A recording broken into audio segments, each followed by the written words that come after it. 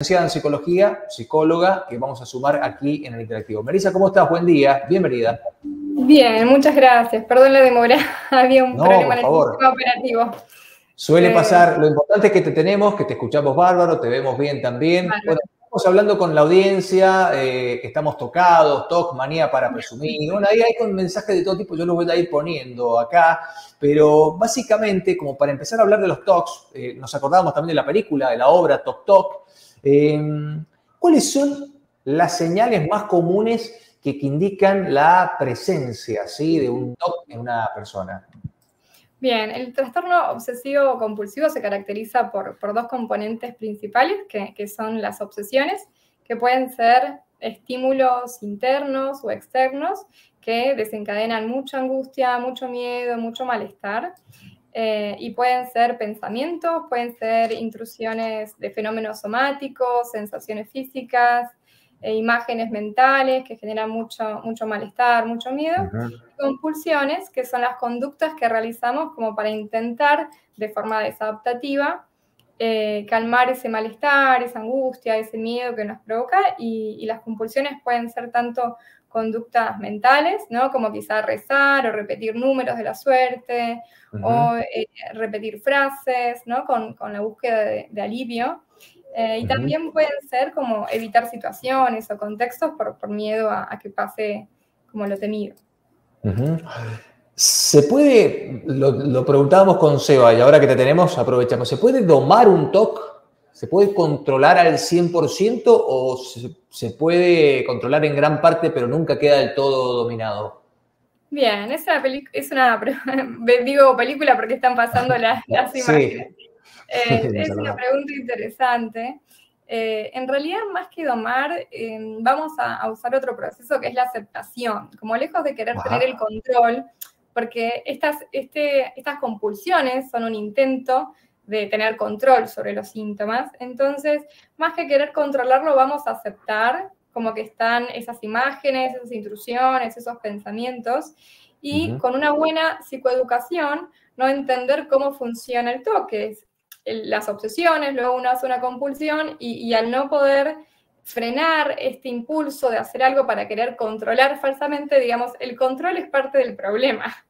Por eso, más que querer controlarlo, vamos a hacer como una aceptación de que esto está sucediendo, que es parte del trastorno, y que lo más importante para tratar el TOC es la exposición y prevención de respuesta, que justamente es detener la conducta. O sea, que si hay algo que uno puede controlar de todo esto, no van a ser las obsesiones, sino las conductas que hacemos luego. Entonces, la forma de domar, como vos decís, sería evitar las compulsiones, frenarlas, ver lo que está sucediendo sin actuar. Sin actuar. Wow, qué difícil. Sí, perdón, adelante, Seba. Quiero preguntar al respecto de, por ejemplo, un TOC.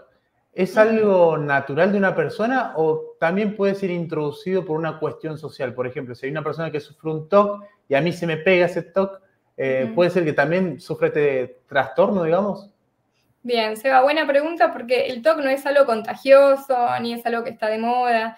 Principalmente lo que genera es mucho malestar. Entonces, sí, en general cuando los niños o en las infancias tienen TOC, tiene que ver más con factores genéticos. Mayormente hay un familiar de primer grado, como un padre, un hermano, que también tiene TOC.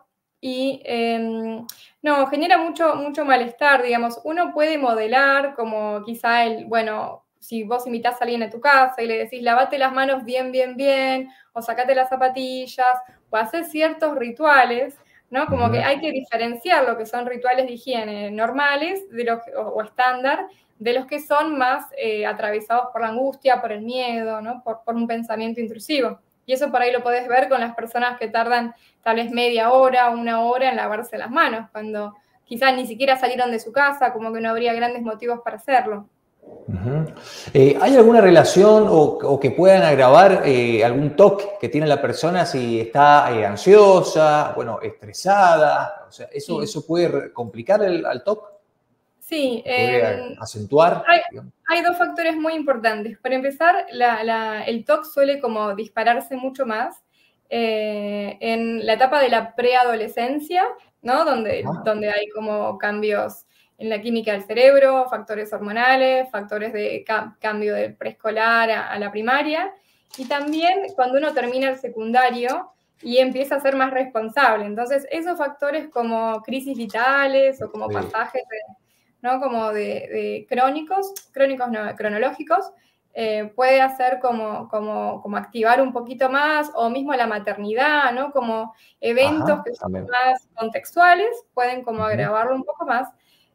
Pero también hay algo muy importante que es parte del tratamiento del TOC, que así como se psicoeduca a las personas que lo padecen, también se trabaja con las familias, porque ese es el mayor agravante. Como los estudios dicen que cuando uno no trabaja con algo que se llama la acomodación familiar, que es, por ejemplo, si yo digo, bueno, los invito a ustedes a mi casa y tienen que lavarse media hora las manos, decir ciertas cosas, comer a cierto horario, bueno, entonces la familia, los amigos, ¿no? Como la gente querida, no tiene que ceder ante esas compulsiones o rituales, porque eso agrava más, porque imagínate que en vez de ser una persona que lo padece, son 5 ahora, o toda una familia.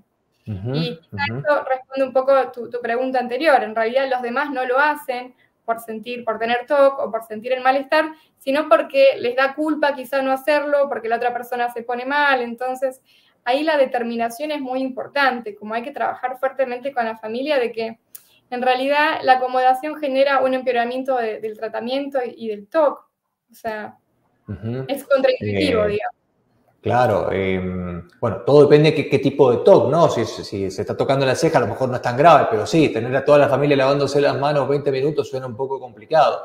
En ese caso, como bien marcás, creo que es recomendable hablarlo, tratarlo y enfrentarlo. Acomodarlo lo termina complicando más. Quiero aprovechar también, Melissa, para preguntarte, cuando uno habla de TOC, me parece que se mezclan un montón de cosas y hay como muchos mitos que pueden ser, que flotan, digo, que tienen, y no necesariamente tengan que ver con TOCs o con el TOC, digo. ¿Cuáles son estos mitos más comunes? ¿Cómo se puede ayudar también a desmitificar, ¿no? Para promover una mayor comprensión. Algunos tips ya nos has dejado también, pero ¿qué más podemos hacer para entender a una persona que tiene algún TOC y está queriendo tratarlo, entenderlo, ¿no? Sí, un mito es algo que acabas de decir recién como sin querer, ¿no? Que es, bueno, como me puedo tocar la ceja y eso puede ser algo chiquito, no pasa nada. Y eso no es cierto, porque en general, como parte del mito, ¿no? Como que a veces las personas con TOC dicen, pues ¿cuánto me cuesta lavarme las manos? ¿O cuánto me cuesta ir al auto y chequear? No es nada, luego en 2 minutos. Claro. Y por ahí son 2 minutos de forma constante, ¿no? Como 2 minutos ahora, 2 minutos después y 2 minutos más tarde. Entonces, esos 2 minutos, ¿no? En realidad quizás es 1 hora en el día. Entonces, es importante erradicar eso, ¿no? Como mito, de que algo que uno piensa que, bueno, es un ratito, no me cuesta nada y me tranquilizo, en realidad va a volver a causar malestar dentro de media hora, 1 hora, 2 horas después. Otra cosa acá un mensajito que entraba de Yegueta Mazamuto, de la provincia de Mendoza, dice el cantante Jaco Monti sacudía el jopo también. Bueno, ¿eso categoriza como TOC? Si le genera angustia, si miedo y malestar, y tiene miedo que si no sacude el TOC pase algo malo, como que haya, no sé, un derrumbe de algún escenario, sí. Si es simplemente como un verse bien, no. Bien, clarísimo entonces. Yo cuando estoy con muchas cosas en la cabeza me respondo en voz alta, con un sí o con un no. Dice Raúl Yurastante de Santa Fe. Marisa. Bueno, una pregunta podría ser que si no lo hace, si eso le genera malestar, ¿no? Como si hace prevención de respuesta, que es no decirse ni un sí ni un no, si se queda intranquilo, si empieza como a pasarla mal, entonces podría ser una compulsión mental, como algo que necesita hacer. Y a ver, alguno de los TOCs más comunes y que deberíamos empezar a revisar a modo de autocrítica, digo que probablemente también tenga yo, mi vecino, mi pareja, no sé, ¿cuáles pueden ser? A mí se me ocurre rápido, como para tirar alguno, el tema de la llave en la puerta, si salí de la casa, chequear, o decir, uy, cerré con llave, un poco de eso, por ejemplo. Ese seguramente lo tiene mucha gente, ¿no? Como de tener miedo a que pase algo malo, pero una preocupación porque pasa algo malo, por olvidarse algo, no es TOC, sino es más como una intrusión, ¿no? Quizá el pensamiento más intrusivo podría ser si no cerré bien la puerta y alguien entra a mi casa, me roba y el edificio se prende fuego por mi culpa, por ser descuidado. Claro. ¿No? Como el miedo es mucho más grande. Las personas con TOC suelen tener una sensibilidad al miedo y a la responsabilidad muy inflada. Entonces, no es me van a robar mis cosas y después no voy a poder ir a trabajar, que podríamos tener todos ese miedo, ¿no? Como, uy, me sacan el celular, ¿qué hago? Sino uy, quizá entran a mi celular y mandan mensajes a mis contactos y estafan a todo el mundo y eso va a ser culpa mía y voy a ser una mala persona. O sea, el miedo es mucho más grande. Y se me ocurre también otro muy clásico que te genera como un pinchazo, a veces lo sufro, del número redondo, el número que te cargan nafta, ponele. Y qué difícil es. Y no quedó, te están cargando y ¿cuánto es? Y son 1253. Y decís, dejalo en 1255, dejalo en 1250, cargame hasta el 60. Claro, que queda como te pago redondo. Te pago redondo, tal cual. Claro.